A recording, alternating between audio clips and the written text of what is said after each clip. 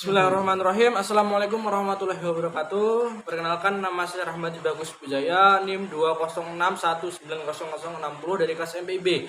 Di sini saya akan menjelaskan menuntaskan terkait UAS psikologi komunikasi, dan di mana di sini saya akan menjelaskan terkait komunikasi kelompok. Nah, oke, langsung saja. Untuk yang pertama, saya di sini akan membahas terkait pengertian komunikasi kelompok. Berbicara terkait komunikasi kelompok merupakan sebuah komunikasi yang dilakukan antar seorang komunikator dengan kelompok yang jumlahnya lebih dari 2 orang. Komunikasi kelompok merupakan komunikasi yang dapat berlangsung antar individu dengan kelompok ataupun dengan kelompok dan juga kelompok. Adanya komunikasi kelompok ini bertujuan untuk mendapatkan sebuah informasi, pemeliharaan diri, pemecahan masalah sehingga dapat menumbuhkan karakteristik pribadi anggota lainnya dengan sangat akurat. Untuk pembahasan selanjutnya yaitu terkait karakteristik komunikasi kelompok. Nah, ada beberapa karakteristik dalam komunikasi kelompok ini, teman-teman. Untuk yang pertama, itu adanya komunikasi ini terjadi dengan dalam kelompok ini Yang kedua, ini terjadi kesepakatan melakukan tindakan pada saat itu juga. Terus yang ketiga itu adanya umpan balik atau feedback yang dalam komunikasi ini terjadi secara langsung. Yang selanjutnya itu adalah pesan yang diterima komunikasi dapat bersifat rasional dan juga bersifat emosional.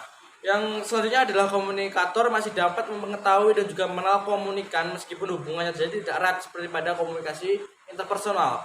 Yang selanjutnya adalah komunikasi kelompok ini yang menimbulkan konsekuensi bersama untuk mencapai tujuan yang diinginkan. Lanjut ke pembahasan selanjutnya, yang ketiga yaitu adalah klasifikasi komunikasi kelompok. Di sini ada tiga klasifikasi komunikasi kelompok. Itu yang pertama kelompok primer dan juga kelompok sekunder. Kelompok primer merupakan suatu kelompok yang anggota-anggotanya ini berhubungan sangat erat. Sedangkan kelompok sekunder ini merupakan kelompok yang anggota-anggotanya berhubungannya tidak erat. Untuk selanjutnya itu adalah kelompok in-group dan juga kelompok out-group lah. Kelompok in-group dan out-group ini merupakan proses kelompok yang selalu dibahas dan menjelaskan dinamika kelompok yang ada. In-group ini selalu diintegrasikan dengan kata kita, sedangkan out-group itu selalu diidentikan dengan kata mereka. Siapa saja yang masuk wilayah kita itu adalah mereka yang sefrekuensi dengan kita. Lalu siapa yang masuk ke wilayah mereka itu adalah yang tidak satu kelompok. Nah, itu bisa dikatakan out group itu sendiri. Untuk selanjutnya itu adalah kelompok keanggotaan ataupun dan juga kelompok rujukan. Nah, kelompok keanggotaan ini merupakan kelompok yang anggotanya secara administratif dan fisik menjadi anggota kelompok itu. Sedangkan kelompok rujukan yakini kelompok yang digunakan sebagai alat ukur ataupun standar untuk menilai diri sendiri ataupun membentuk sikap. Ya, itu dari kelompok anggota dan juga rujukan. Kita lanjut ke pembahasan selanjutnya yaitu yang hal-hal yang mempengaruhi komunikasi kelompok. Itu ada 3, teman-teman. Yang pertama itu adalah konfrontasi, yang kedua adalah fasilitasi sosial, yang ketiga adalah polarisasi. Yang pertama adalah konfrontasi, itu adalah perubahan perilaku ataupun kepercayaan menuju norma kelompok sebagai akibat tekanan kelompok yang real yang dibayangkan. Itu konfrontasi. Yang selanjutnya yang nomor 2 yaitu fasilitasi sosial.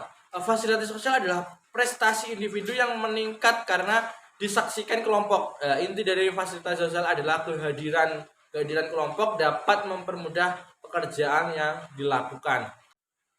Yang ketiga adalah polarisasi. Polarisasi adalah kecenderungan ke arah posisi yang ekstrim, yang ke arah yang lebih ekstrim ya, teman-teman.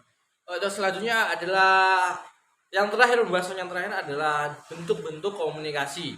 Nah, bentuk-bentuk komunikasi ini ada komunikasi deskriptif dan juga komunikasi perspektif lah.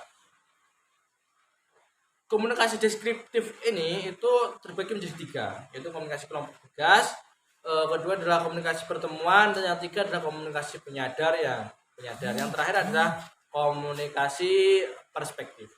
Mungkin itu yang bisa saya sampaikan, kurang dan lebihnya saya maaf. Akhiran, wassalamualaikum warahmatullahi wabarakatuh.